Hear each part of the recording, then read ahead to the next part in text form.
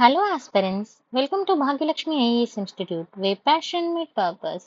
So ఈరోజు మనము ఇది వచ్చేసి మనకి డే 2 క్వశ్చన్ అండి. మెయిన్స్ ఆన్సర్ రైటింగ్ ప్రోగ్రామ్ చూస్తున్నాం. సో డే 2 ఆన్సర్ తీసుకుంటే మన క్వశ్చన్ వచ్చేసి ఇక్కడ. సో ఈరోజు నాకు పెన్ ఆప్షన్ అయితే లేదండి. నేను యాక్చువల్గా అవుట్ ఆఫ్ హైదరాబాద్ సిటీలో ఉన్నాను. సో ఈరోజు మీకు ఒక క్వశ్చన్ చేద్దామని చేస్తున్నాను.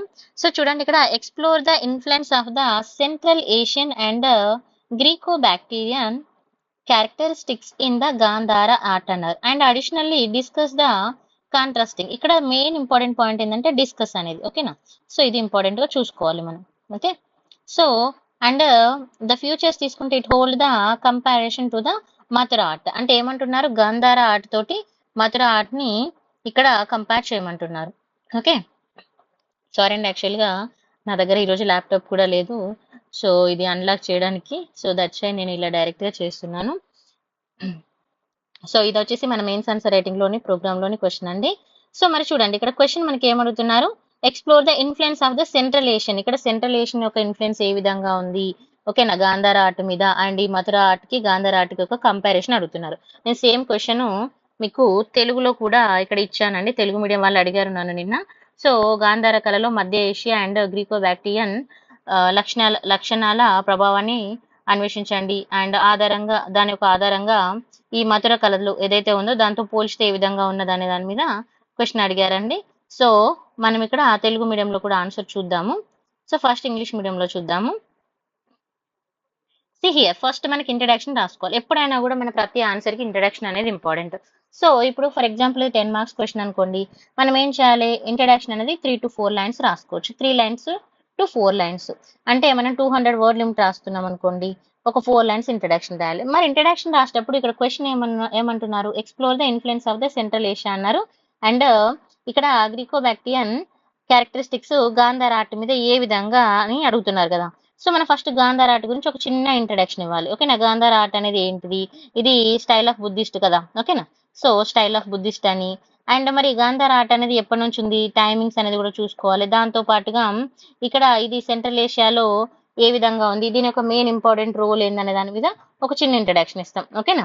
Next central Asian and influence. Central Asian యొక్క ఇన్ఫ్లుయెన్స్ దీని మీద ఏ విధంగా ఉంది అనేది చూసుకుంటే, ఇక్కడ Saka art first. Saka art తీసుకున్నాం అనుకోండి, ఫర్ ఎగ్జాంపుల్ ఇప్పుడు మనము బుద్ధిస్ట్ తీసుకుంటాం కదా, బుద్ధుంది. సో ఫేషియల్ ఫీచర్స్ బుద్ధ తీసుకుంటే, బుద్ధ ఇక్కడ చూడండి, బుద్ధ యొక్క ఫేస్ తీసుకుంటే ఏ విధంగా ఉంది ఇక్కడ అని అంటే, సకా ఆర్ట్ లో బ్రాడ్ ఫేస్ అన్నారు, ఓకేనా. సో ఇక్కడ చూడండి broad face, okay. And almond shaped eye, కొంచెం మీరు ఈ రోజు నేను అండర్లైన్ చేయలేకపోతున్నాను. So almond shaped eye and full beard and తర్వాత reflecting the physical characteristics of the central Asian people యొక్క ఫిజికల్ క్యారెక్టరిస్టిక్స్ ఏదైతే ఉంటుందో సెంట్రల్ ఏషియా వాళ్ళ, అంటే వాళ్ళ అపియరెన్స్ ఏ విధంగా ఉంటుందో ఆ విధంగా ఉంటుందని. తర్వాత మెటల్ వర్క్ తీసుకున్నప్పుడు దాని వాళ్ళ యొక్క వర్క్ చాలా స్కిల్డ్ గా ఉంటుంది. Working with gold and precious metal work అనేది వాళ్ళని మనం చాలా మంచిగా చూడొచ్చు అన్నట్టుగా. ప్రీసియస్ మెటల్ యూజ్ చేయడము, తర్వాత జ్యువెలరీ డెకరేషన్ అనేది కూడా మనము చూడొచ్చు అన్నట్టుగా. సో మెటల్ వర్క్ ఏ విధంగా ఉంది, తర్వాత రియలిజం. అయితే మన సెంట్రల్ ఏషియన్ ఇన్ఫ్లుయెన్స్ అనేది ఏ విధంగా ఉంది అనేది మనము కొన్ని ఫిగర్స్ లో చూడొచ్చు అన్నట్టు. వాళ్ళ అంటే క్లాతింగ్ కానీ, అంటే ఇప్పుడు మన బుద్ధిని మనం చూసినప్పుడు, బుద్ధ యొక్క స్కల్ప్చర్ చూసినప్పుడు మనకు రియలిస్టిక్ అనేది కనిపిస్తుంది అన్నట్టుగా. సో అవి ఒకసారి మనం చూసుకొని రాసుకోవాలి ఏ విధంగా ఇన్ఫ్లుయెన్స్ అవుతుంది అన్నాడు కాబట్టి.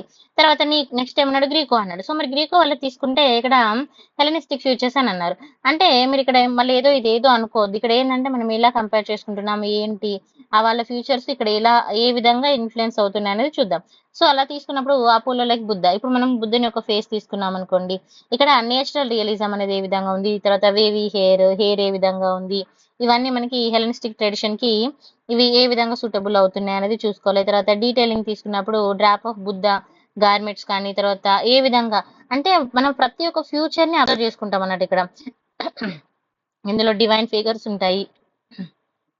హ్యూమనిస్టిక్ అంటే సేమ్ మనిషిలాగానే కంప్లీట్ హ్యూమనిస్టిక్ మనకి ఫ్యూచర్స్ కానీ, తర్వాత ఇంక్లూడింగ్ జ్యువెలరీ కానీ, ఓకేనా.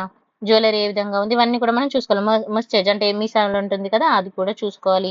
తర్వాత క్లాసికల్ మోటివ్ తీసుకున్నప్పుడు ఏ విధంగా ఉంటుందంటే లీవ్స్, తర్వాత లోటస్ ఫ్లవర్ కానీ ఇవన్నీ కూడా మనకి ఏ విధంగా ఉన్నాయి అంటే ఏ విధంగా చేంజెస్ డిఫరెన్సెస్ చూపిస్తుంది. తర్వాత ఇన్స్పైర్డ్ ద ఫిగర్స్ తీసుకున్నప్పుడు మనకి వజ్రపాణి ఉంది కదా, వజ్రపాణి వేసినప్పుడు ఏ విధంగా ఉంటుంది అలా మనం కంపారిజన్స్ అనేది రాసుకోవాలండి. తర్వాత స్టిక్ అంటే ఇక్కడ ఏ విధంగా మనకి ఇది అంటే ఇప్పుడు మన వాల్స్ పైన పిల్లర్స్ పైన చూస్తూ ఉంటాం కదా, సో ఏ విధంగా ఉందనేది చూసుకోవాలి. సింపుల్గా ఏం చేయాలి, ఫస్ట్ ఆ రెండింటి గురించి రాసుకున్నాం. ఇప్పుడు ఏం చేయాలంటే ఈ క్వశ్చన్ వచ్చినప్పుడు కంపారిజన్ కూడా రాసుకోవాలి. ఎందుకు మరి కంపారిజన్ రాయాలి మేడం అని అంటే, ఇక్కడ మనకి క్లియర్గా క్వశ్చన్లో ఎక్స్ప్లోర్ ద ఇన్ఫ్లుయెన్స్ అని అన్నాడు కదా, అండ్ దాని తర్వాత ఏమన్నాడు అడిషనల్గా అడిగాడు. అడిషనల్గా ఏమన్నా డిస్కస్. సో డిస్కస్ అన్నప్పుడు మనం ఖచ్చితంగా రాసుకోవాల్సి ఉంటుంది. ఓకేనా. సో డిస్కస్ అన్నప్పుడు మనం ఖచ్చితంగా డిస్కషన్ చేయాలి. మరి కంపారిజన్ తీసుకున్నప్పుడు ఏ విధంగా ఉంది, ఫస్ట్ ఇక్కడ ఆస్పెక్ట్ ఏ విధంగా, ఇక్కడ చూడండి Gandhara school, Mathura school. So reason తీసుకుంటే కృష్ణా డైనాసిటీ, ఇక్కడ కూడా కృష్ణా డైనాసిటీ.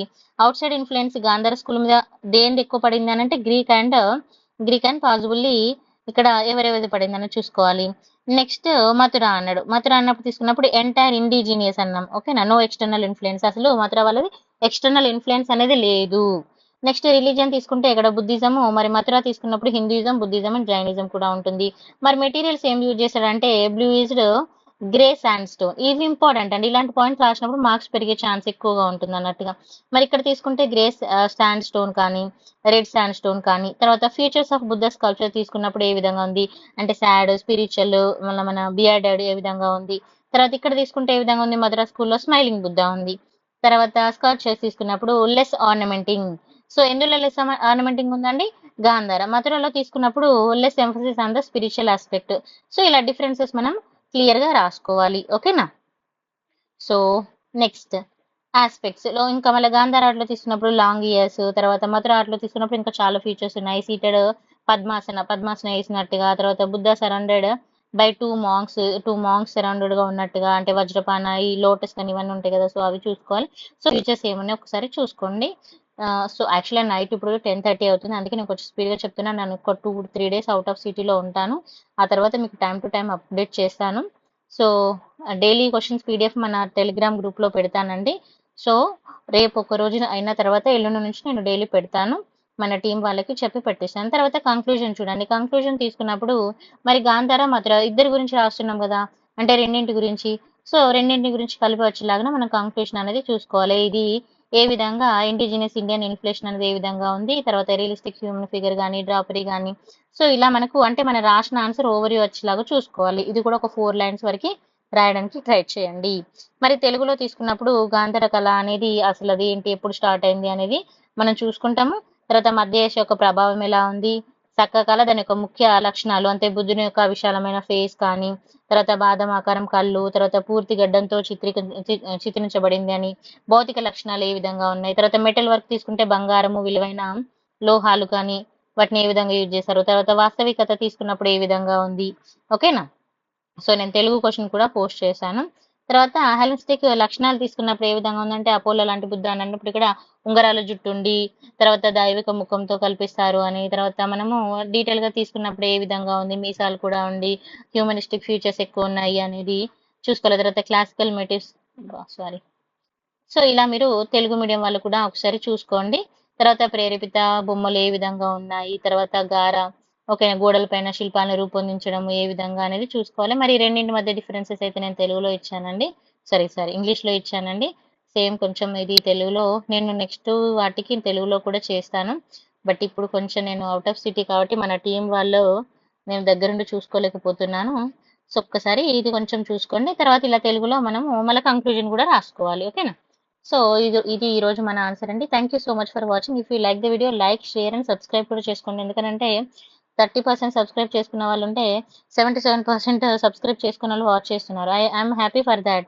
బట్ మీకు నచ్చితే సబ్స్క్రైబ్ చేసుకుంటే నాకు ఎక్కువ మోటివ్గా ఉంటుంది, నేను కూడా ఇన్ టైంలో పెట్టడానికి ప్రయత్నం చేస్తాను. అండ్ మీ ఫ్రెండ్స్ కూడా నచ్చితే మీ ఫ్రెండ్స్ కూడా షేర్ చేయండి, యూజ్ అయితే అవుతుంది. సో ఇంకా మనం ప్లాన్ చేసుకుందాము. సో 25th నుంచి ఇంకా రెగ్యులర్ క్లాసెస్ కూడా కండక్ట్ చేయడానికి ట్రై చేస్తాను. So thank you so much అండి.